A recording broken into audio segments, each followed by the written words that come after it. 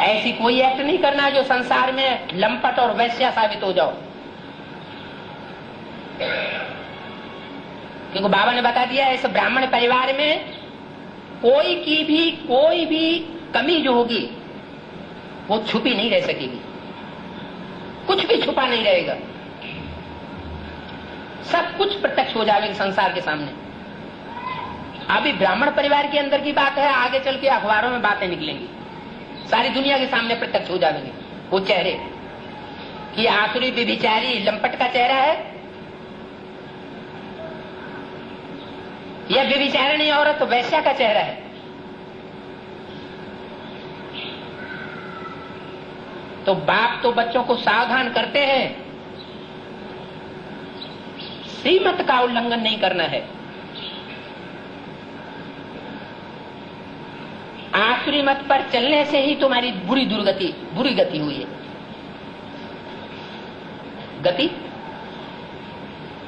गति और सदगति, इसका अर्थ तो बताया है ना? नहीं बताया? गति किसे कहें? गति माना क्या? गति और दुर्गति पहले बुद्धि के आधार पर है कि पहले शरीर के आधार पर है? पहले तो बुद्धि के आधार पर गति और दुर्गति आंकी जाती है। बुद्धि में अगर श्रेष्ठ संकल्प चल रहे हैं लगातार, विघ्न आते भी हैं तो हमें विघ्न जैसे अनुभव नहीं होते हैं। विघ्न भी हमारी ऐसे लगते हैं जैसे लगन बढ़ाने का साधन हो गए। जैसे अव्यक्तवाणी में बताया है कि विघ्न जो जो बढ़ते जाते हैं वैसे वैसे उनका फोर्स भी बढ़ता जाता है और ही पुरुषार्थ तीखा होता जाता है। तो उसकी दुर्गति कहेंगे बुद्धि की या सदगति कहेंगे? क्या कहेंगे? वो तो सदगति है। बुद्धि की सदगति माना श्रेष्ठ संकल्प में रमण करना। स्थिति परिस्थिति समस्याएं चाहे जैसी हो, मान लो प्रकृति विकराल रूप धारण करती है तो प्रकृतिपति कैसे हो जाएंगे? किस स्थिति में स्थित हो जाएंगे? वो अचल प्रकृति जीत की स्थिति में स्थित हो जाएंगे, उनके ऊपर उसका असर नहीं पड़े और ही धुंधुना रात चौगना उनका फोर्स बढ़ता रहे।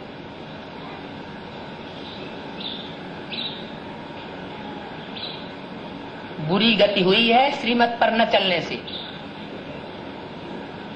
बुरी गति माने बुद्धि जो है वो संघर्ष में लिप्त रहती है तो क्या कहेंगे? दुर्गति। और बुद्धि संघर्ष से उपराम स्टेज में रहे, जैसे कोई बहुत ऊंची स्टेज में होता है और नीचे की समस्याएं चाहे जितना बड़ा रूप हो लेकिन बहुत ऊंचाई से देख रहा है तो कितनी कैसी लगेंगी? नीचे की बड़ी चीज भी कैसी दिखाई पड़ेगी? छोटी दिखाई पड़ेगी। ऐसी स्टेज बनी हुई हो तो उसको दुर्गति कहेंगे या सदगति कहेंगे? क्या कहेंगे? वो सदगति में कहा जाएगा, वो दुर्गति में नहीं कहा जाएगा। तो श्रीमत पर न चलने से तुम्हारी बुरी गति हुई है। जो श्रेष्ठ से श्रेष्ठ है इस संसार में, ज्ञान जिसको साबित कर रहा है कि ये श्रेष्ठ से श्रेष्ठ है, माना शिव बाबा ने जिसको डिक्लेयर कर रखा है कि ये श्रेष्ठ से श्रेष्ठ है, उसकी मत पर न चलने से दुर्गति होती है, बुरी गति होती है।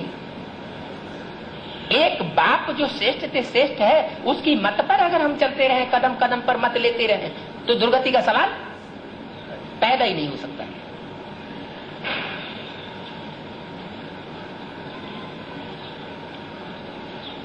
श्रीमत पर चलने वाले ही समझदार बनते हैं और जो ऐसे समझदार बनते हैं वो कभी छिपे नहीं रह सकते। क्या? जो श्रीमत पर चलने वाले हैं उनको दुनिया चाहे कितना भी गुप्त रखना चाहे, उनको प्रत्यक्ष न होने दे, लेकिन बाप उनको फादर शोज सन्स, बाप उन बच्चों को आगे कर देगा, प्रत्यक्ष कर देगा।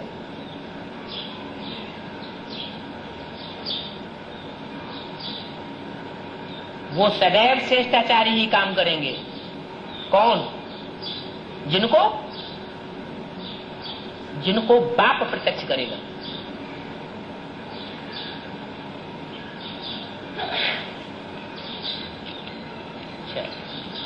ये पॉइंट तो है श्रीमत से लाभ और हानि के चुने हुए पॉइंट, तथाकथित विष्णु पार्टी के द्वारा चुने हुए पॉइंट।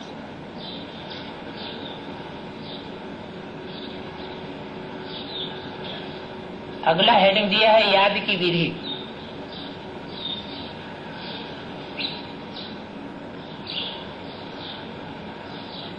लेकिन इसमें अव्यक्तवाणी 13/3/71 पेज 45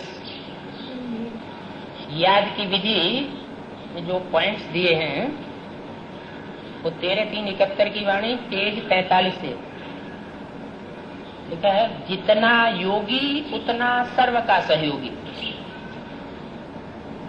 क्या? सर्व का सहयोगी।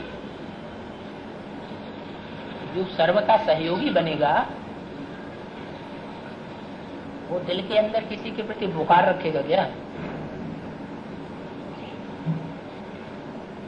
बुखार क्यों रखेगा?